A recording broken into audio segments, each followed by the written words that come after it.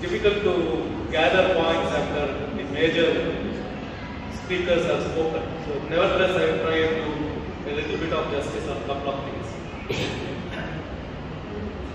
Women's liberation, women's empowerment, women's equality, multiple jargons are there.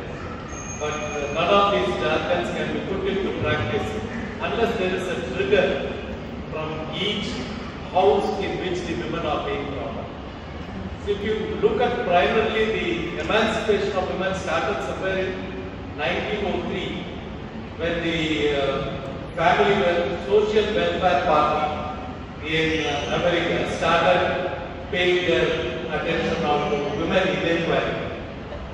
But if you take from 1903, real women voting power in the United States took place much later.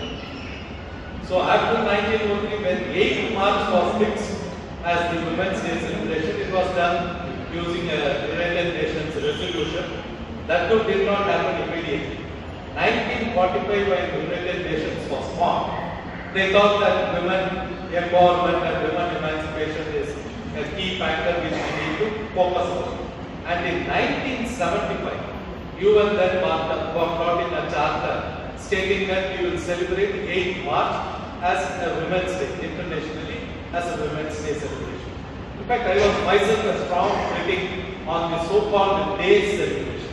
Why there should be a Valentine's Day, there should be a Mother's Day, then there should be some other day. What is the purpose behind it? This purpose is to get the media attention. I don't know how many of you are aware that we are all victims of media. What I speak now, what you hear, or what you speak to anybody else is driven by our perceptions and absorbed from the media. So if the media can be powerful enough, they call that if you create an event, that's what Adi Talubina. Every other textile shop starts with an, as if people do not know, where much of the people do not know that Tamil months ago. When Adi comes, nobody knows. Only Pothis and others have to tell you that there is an Adi. So this is more of a commercial media activity. Apart from that, I don't give, pardon me, much credence to any day, whether it is Women's Day or any day. Every day is a Women's Day. I think what Mr. Ganesh rightly pointed out, culturally in India, we have been brought up in large families to respect our sisters, to respect our women relatives. This has been a part of our culture, so we didn't have this problem. The Western world had its problem, because Western world went through a turmoil of development, social evolution, which caused these requirements to be brought in through some sort of a regimentation. Having said this, I read a very interesting book. I think I was speaking to Lalita Madam's friend who runs a website by name Sundari Madam. So I read a book a couple of years back, my daughter had brought it. It is called The Invisible Women. The author is one Caroline Perez. And when I read the book, I was shell-shocked, because it's a book written by a modern author who narrates with the data points how lopsided this world is to women. I wish every woman reads it, especially the youngsters. They have to read that book primarily to understand how the whole world has evolved over a period of time as a man's world. You know, some few examples I will give you. The telephones of those days were designed with men in the mind. The cars of those yesteryears were designed with men in mind. You can't close the door of a old car. The women will find it difficult. It was made with one of the heaviest steel. And like that, most of the gadgets were driven with men in mind rather than the women and their comfort to use. If you take even the household items, especially the electronic items which are now entered our household, starting from a washing machine to a dishwasher, everything is driven with certain types of controls which men are more adept in.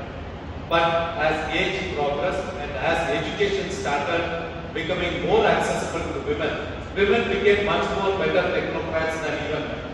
Now their ability to handle devices, handle any of these equipments became much easier.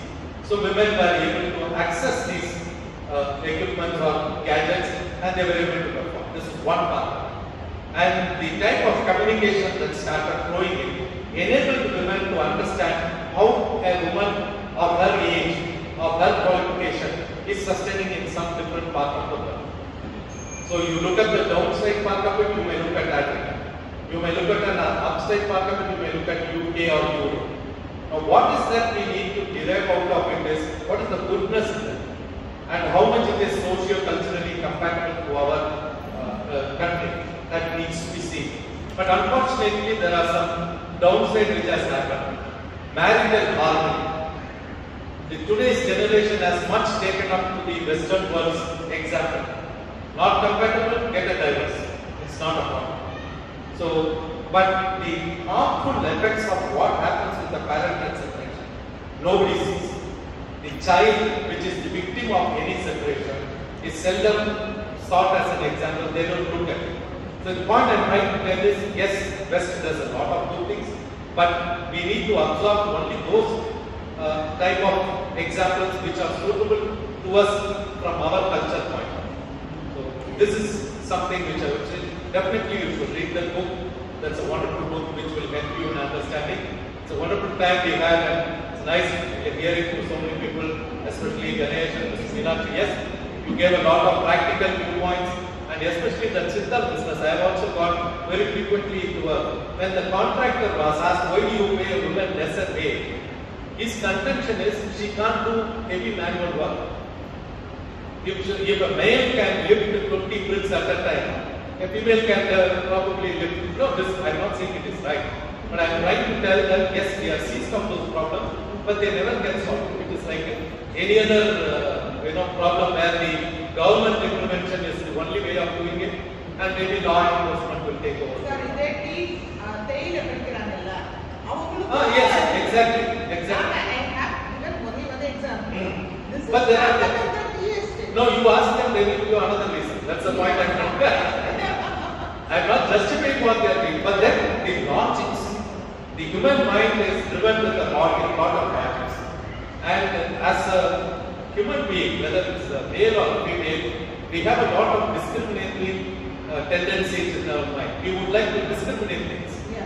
When we look at anything, we will look at not as black and white. We will look at it in multiple shades and colors.